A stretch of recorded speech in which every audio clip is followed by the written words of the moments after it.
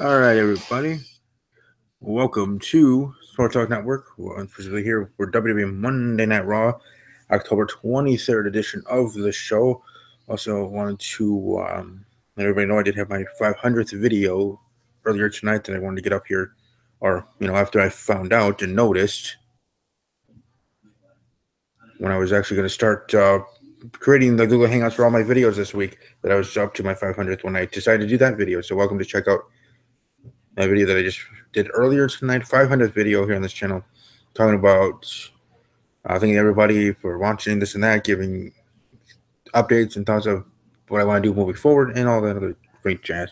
But here right now, talking Monday Night Raw, and what an interesting Raw, especially the end of the show with SmackDown Live invading. So that certainly was interesting. But the main thing, and the reason why I have the Brock Lesnar as a main thing, that is the main thing of the show with Brock Lesnar answering the challenge, Jinder Mahal, the WWE champion over SmackDown Live, and accepting, and now it'll be Brock Lesnar versus Jinder Mahal at Survivor Series.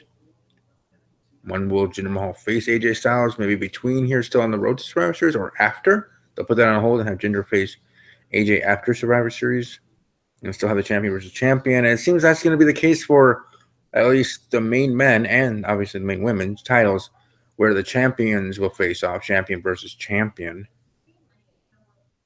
and then have the rest of the roster, the statement of women, the main eventers of the men, where's the women's roster on both Raw and SmackDown to face off in the traditional Survivor Series match. So that's something going to be cool and interesting moving forward. We were supposed to get Team Raw, Team Red. I did not know it was 4 weeks away from the Survivor Series. I thought it was 2 weeks already. I guess there still is a little bit of break. That's why I think maybe there will be a special SmackDown live show. But there was and then it's coming back. It's going to be in North Carolina at some point. So it's going to be interesting to see how things move forward in that respect. As for Monday Night Raw, and as I do my regular tweets or tweet about my Raw Insta poll, as I do that right now.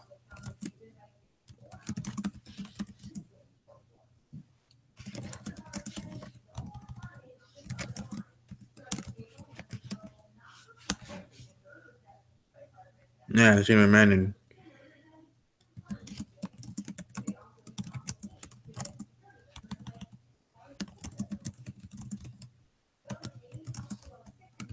Sorry, I can't do two things at once, or try to. It's just I can't type and try to talk about something different beyond what I'm typing about.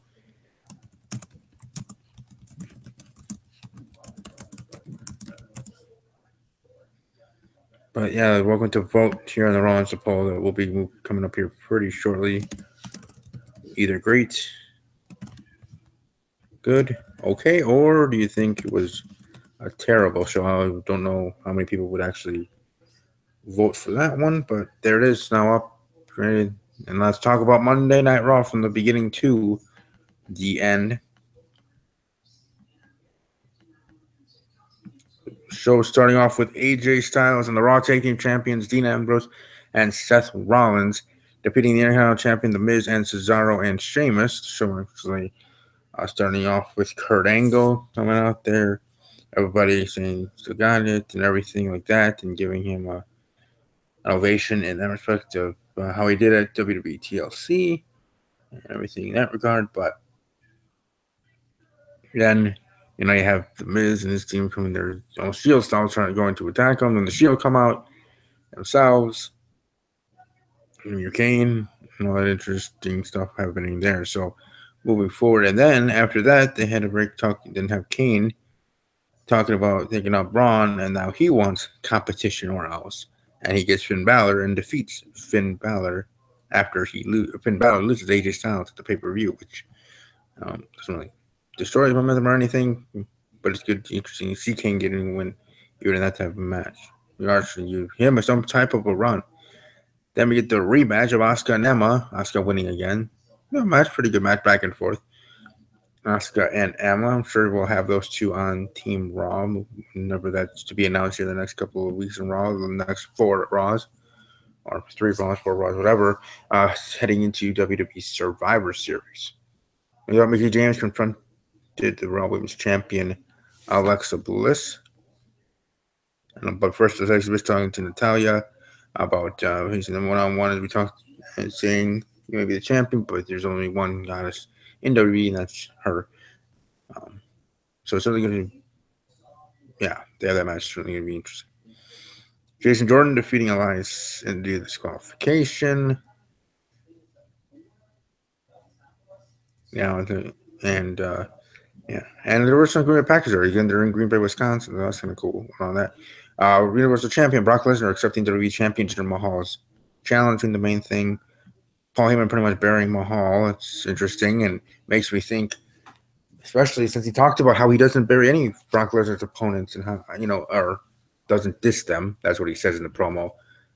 In layman's terms and terms of talking about storylines, he doesn't bury the talent that Brock faces because he respects him more, and at least knows that if you're going to face Brock Lesnar, you better have the gumption, the manhood, cojones to do so. But then they proceed to do the exact opposite when dealing with Jinder Mahal, the WWE champion Maharaja. So that makes me wonder, are they actually going to have Mahal win? And I've been saying that they should. I'm saying if they want to have Mahal's title length and however long they're going to have it, whether it goes to WrestleMania or not, I kind of would love that. I've still been talking to some WWE superstars who can take it to WrestleMania, but I'd love to be able to go to WrestleMania and see Jinder Mahal. And I did find out that we will be selling the WrestleMania tickets on November 17th. But unfortunately, I won't be able to do that then, but we'll see how things go moving forward, and I hope to be able to be there live. But back on to talking about Monday Night Raw, it's the fact that Heyman said what he said and everything he said. Brock Lesnar simply accepting challenge. If you think they hopefully actually will go the way that they think they should go, having Jinder Mahal beat Brock Lesnar in a 15 to 25 minute match. Still having Brock look strong, but Jinder Mahal getting a win, whether out of nowhere or somehow or whatever, in his heelish tactic ways. But in the record books, defeating Brock Lesnar. And that would have him gaining more credibility as WWE champion, at least to me, in my eyes. Because I have enjoyed Jinder Mahal as champion, and I certainly hope that he does have a title reign and that goes to WrestleMania. But then again, that just be me. But with it leading up to Survivor Series, how we're actually are going to be getting anything having to do with the stuff. Then we had these cruiserweight, somewhat Survivor Series, kind of giving a glimpse of what's supposed to be there in the Team Enzo against Team Lucha there. They're going to win. But the main event, Kurt Angle's going to announce the team. SmackDown Live, Commissioner Shane McMahon comes out. The whole roster comes out. And then he just says something like that. And then he has the roster go after Angle and the Raw brand. And then you see them going through backstage, attacking many of the superstars, to include in the end the Shield, Dean Ambrose, Seth Rollins there. So it's going to be interesting to see if the repercussions already happen tomorrow night on SmackDown Live with Kurt Angle arriving with his roster, whether announced or not announced, as in whether or not there is like a backstage segment as there was tonight with Shane McMahon and Kurt Angle when we were talking about AJ Styles and just general chit chat. Raw's going to defeat you, SmackDown Live's going to defeat you. That's stuff.